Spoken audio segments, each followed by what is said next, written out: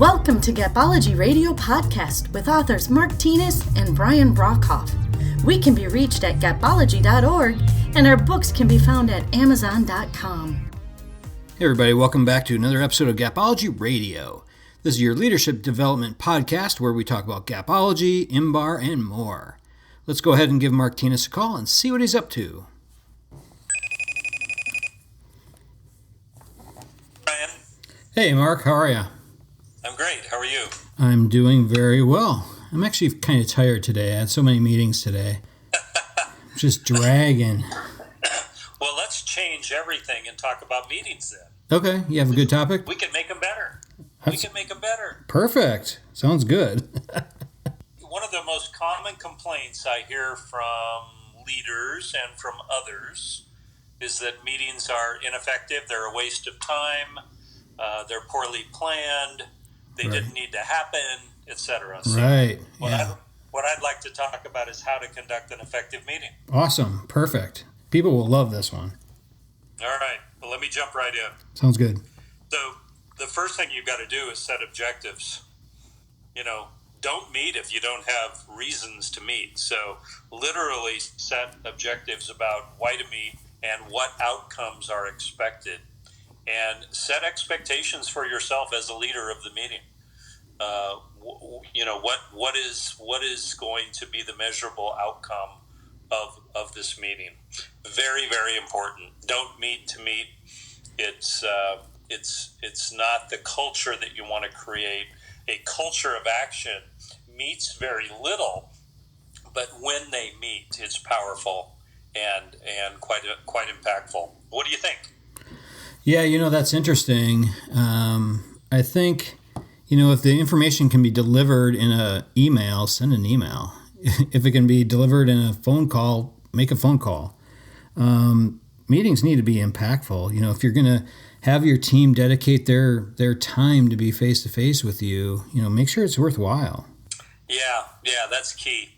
In Gapology, as you know, Brian, we wrote about the intensity W, and I'm going to share that with you. I would call it today how to conduct a Rockstar meeting, and so let me tell you a little bit about that. So for those of you that aren't driving, draw out a capital W, where the beginning and the middle and the end, the peaks are all at the same height. This represents a graph of intensity of a rock star meeting. So rock concerts tend to start with a great song, a well-known song, come back in the middle with something, of equal intensity, and then close with incredible intensity and likely the favorite song that everybody's been waiting for. That's the graph you're seeing in front of you, and that's how to conduct what we call a Rockstar meeting. This W is a graph with the horizontal axes being a timeline of the meeting.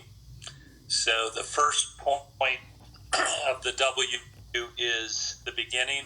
The middle point, if it's an all-day meeting, is right after lunch. And the ending point is the close of the meeting. So picture again the horizontal axes as the timeline and the vertical axes as intensity, the intensity of the meeting.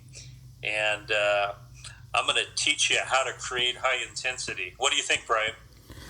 Yeah, if you think about a rock concert, it does flow that way. And I think a lot of it's the band needs to rest a little bit, so they can't always be playing, the fast, hard rocking songs the whole concert.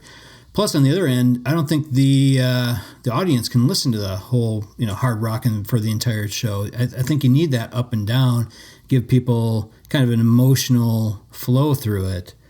Same thing in a meeting. And, I think just do yourself a favor, if you build your meetings this way, you don't have to keep your energy up the entire time. The other factor, Brian, that's key here is people remember what's first and what's last. Oh, yeah. So they'll remember the start of the concert and they'll remember the closing song. So in terms of a meeting, they'll remember the opening and they'll remember the closing. So you've got a built-in advantage if you make these points high intensity. Make sense? Yeah, for sure. So let's talk about some of the options there are to make these points on the W of high intensity. The first thing to think about is, can you create an agenda where these points of the meeting create emotion? If they evoke emotion in the attendees of the meeting, positive emotion that is, memorable emotion, the meeting will be memorable and it will be impactful. So think again about an on-purpose, intentional opening, intentional middle, and then an intentional close. Very, very important. And again, those are the 3 peaks of this capital W. So some of the options that we've seen that have been incredibly effective are, for example, recognition. So if you've got some recognition you can do, it is a great way to open the meeting with recognition. Brian and I like to say, we are what we celebrate. So by opening a meeting with recognition, you are broadcasting to the people attending the meeting what matters. You're telling them right up front, what we celebrate is who we are, it's cultural, and it really has an impact on the rest of the meeting. What an upbeat way to start a meeting with recognition around things that matter most. And try and include in the recognition a standing ovation. Standing ovations are emotional, they evoke emotion, they are memorable. Most people have never received a standing ovation in their lifetime, and if you can combine recognition with standing ovation at the beginning of a meeting, this could also be used at the close, but if you do it at the beginning of the meeting, it clearly speaks to what matters. What do you think about that, Brian? Yeah, I love that. It really sets the tone for the whole meeting. These are the things that are important, so we're going to celebrate them. And then as long as the rest of the meeting, you tie into how to deliver those results through the information that you're delivering. Yeah, that's key. If the meeting is about the behaviors that you are celebrating at this opening recognition session, wow, the meeting all ties together immediately. Yep. So you have to be very intentional about the 3 points of the capital W, and recognition is one of those. Again, you could close with it, but we tend to think it's the opening, and we have more powerful ways to close.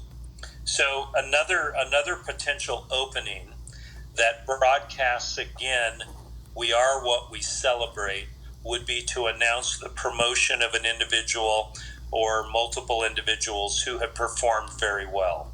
Very similar to recognition, announcing a promotion will evoke emotion within the team, and it will speak loudly to what matters.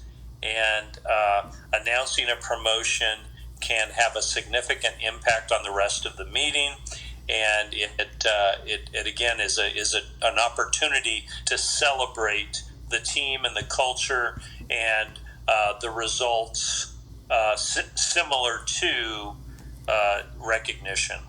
What do you think about that, Brian?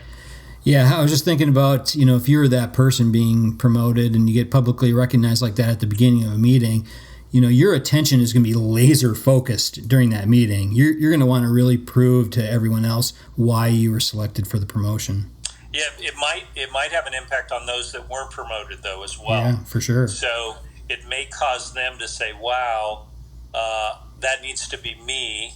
I'm going to step it up, and I'm going to be that person next time." Right. So promotions, when they're tied to why the person's being promoted, and that person's being promoted because they exemplify excellence in what we talk about and what we believe in, can be incredibly powerful for the team. Yeah. So, yeah.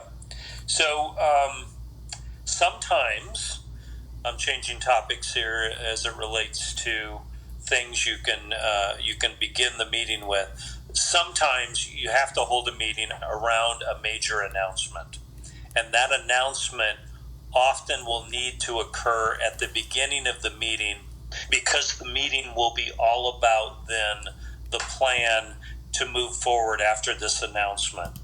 So the announcement can be incredibly powerful for the team. Hopefully it's a positive thing. And again, we recommend a very simple process here where you tell the team what they need to know, you tell them why it matters, and you tell them, and maybe the rest of the meeting is about what they need to do, the actions that need to be taken. So this in and of itself can be a very powerful meeting. And again, often it is a necessity to hold a meeting around a major announcement and get the team laser focused on the things that they need to do. So again, those three things, the order of which you go are: tell them what they need to know. That's often the announcement. Tell them why it matters. That's to help them buy into the announcement, understand it, and then tell them what they need to do. That brings the announcement to life. So again, this could be the meeting in and of itself, and often a need for a meeting. But it ties directly to the W, and again, you need to begin with this announcement. Thoughts on that one, Brian?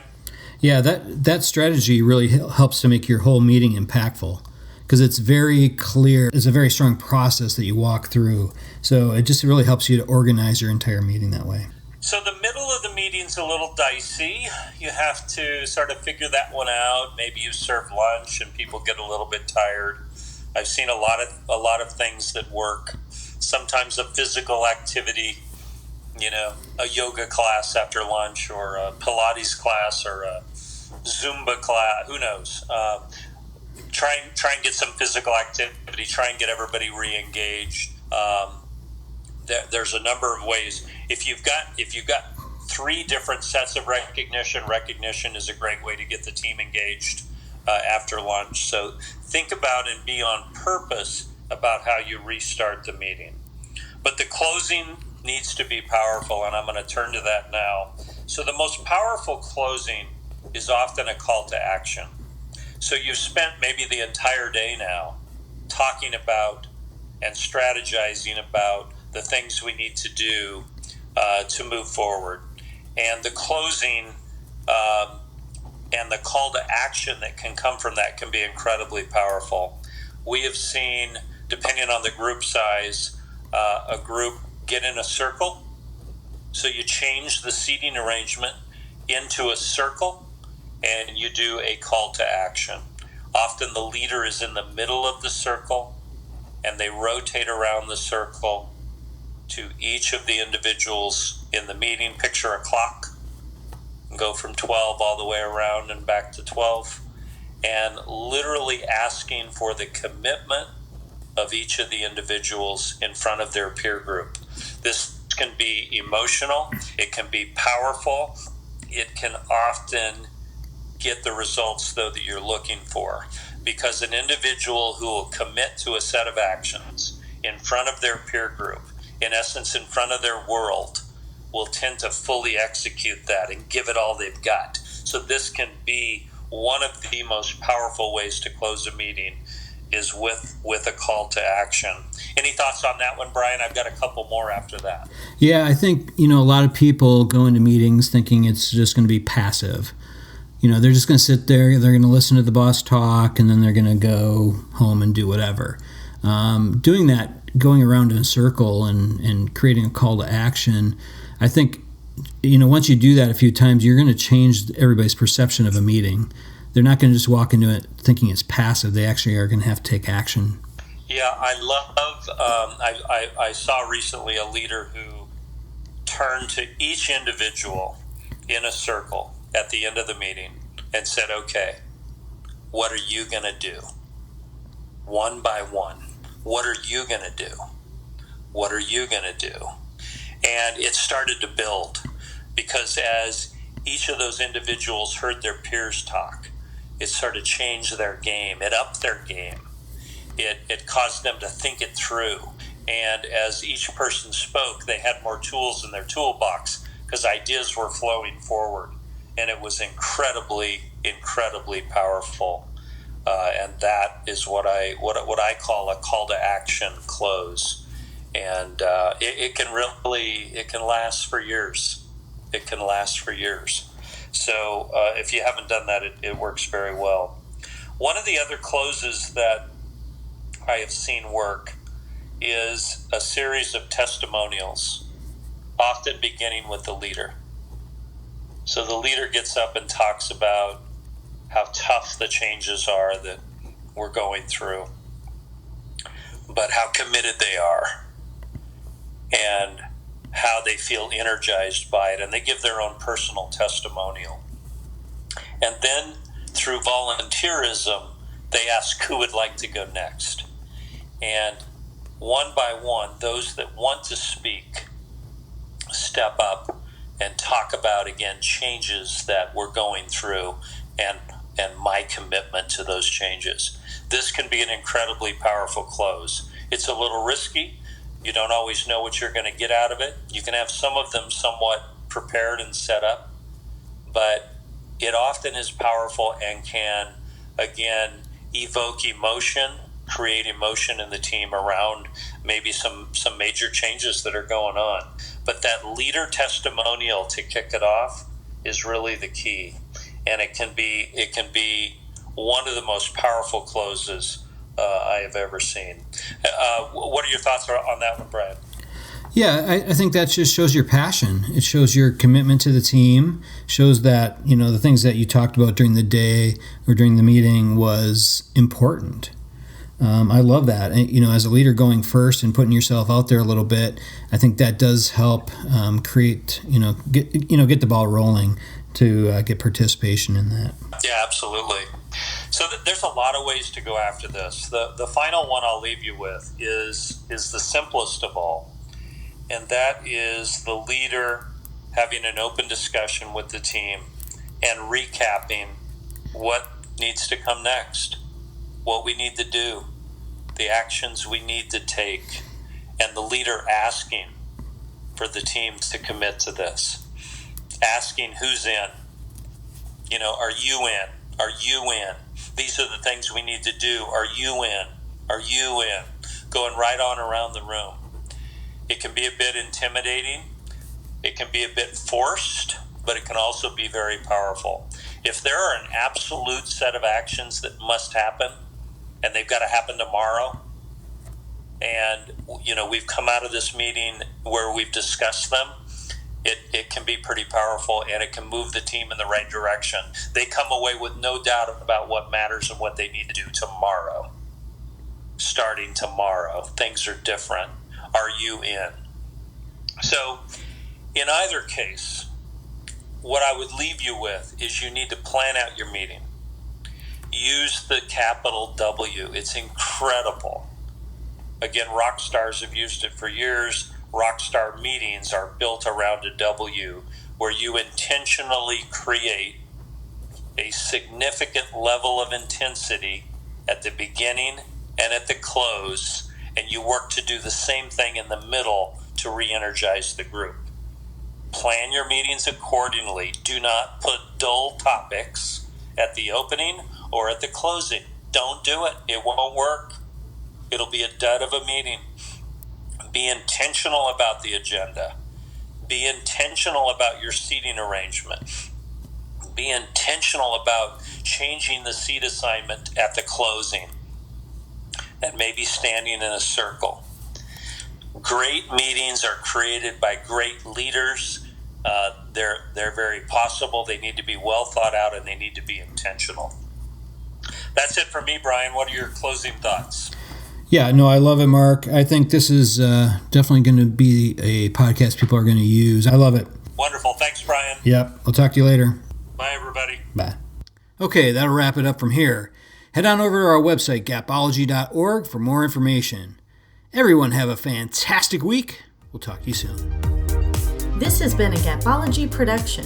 Visit us at gapology.org.